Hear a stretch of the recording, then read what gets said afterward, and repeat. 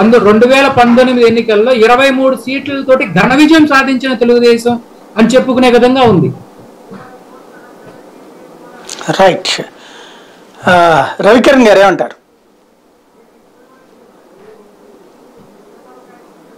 సాయి గారు, ముందుగా మీకు ప్యానలిస్ట్ కి, న్యూస్ బెంచ్ వీక్షకులందరికీ కనుమ పండుగ శుభాకాంక్షలు అండి.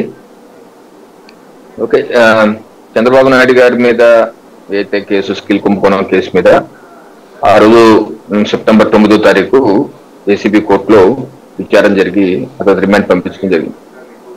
అయితే ఆ రోజు చంద్రబాబు నాయుడు గారి న్యాయవాదులు వారు చెప్పిన వాదన ఏంటి? ఇది ప్రభుత్వం యొక్క కక్ష సాధింపు చర్య, నెంబర్ 1. 2, 17A అప్లికబుల్, అందుకనే ఎఫ్ఐఆర్ ని క్రాష్ చేసేయండి. నెంబర్ 3, ఇది విచారించడానికి ఇది ఈ కోర్టుకి పరిధి లేదు, ఈ కోర్టు పరిధిలో ఇది విచారించడానికి ఈ కోర్టుకు పరిధి లేదని. అయితే జడ్జి గారు, జస్టిస్ శివబిందు గారు అన్ని విన్నారు. విన్న తర్వాత వారు దీనిలో ఫేస్ ఉందని రిమాండ్కి, జ్యుడిషియల్ రిమాండ్కి పంపించడం జరిగింది. అయితే ఆ యొక్క తీర్పు మీద బాబు గారి న్యాయవాదులు హైకోర్టుకి వెళ్ళారు.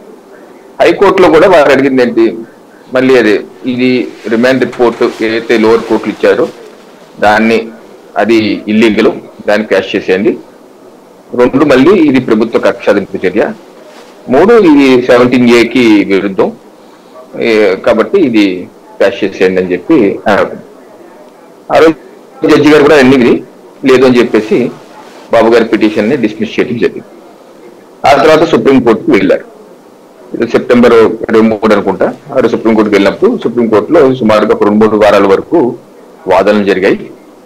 17 అక్టోబర్న జస్టిస్ గారు దీన్ని తీర్పు రిజర్వ్ లో పెట్టారు. ఇప్పుడు ఈ రోజు సుమారుగా 90 రోజులు విరామం తర్వాత, అంటే మనం ఆ రోజు అనుకున్నాం దసరా తర్వాత ఇస్తారు, దీపావళి తర్వాత ఇస్తారు, కొత్త సంవత్సరం ఇస్తారు, సంక్రాంతి మనం అనుకున్నట్టే సంక్రాంతికి వచ్చేస్తుంది. సంక్రాంతికే జడ్జిమెంట్ 90 రోజుల తర్వాత వచ్చింది. అయితే స్థూలంగా జడ్జిమెంట్, ఇప్పుడు నేను డిబేట్కి వచ్చే ముందు కూడా జడ్జిమెంట్ కాపీ సుప్రీంకోర్టు వెబ్సైట్ చూసాను, ఇంకా అప్లోడ్ చేయలేదు సాయి గారు. అయితే మనకి ఇప్పుడు live.in అని, అలాగే bar&bench.com అని ఉంది.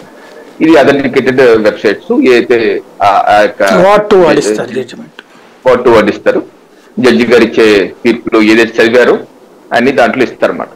అది చదివినాక యాక్చువల్లీ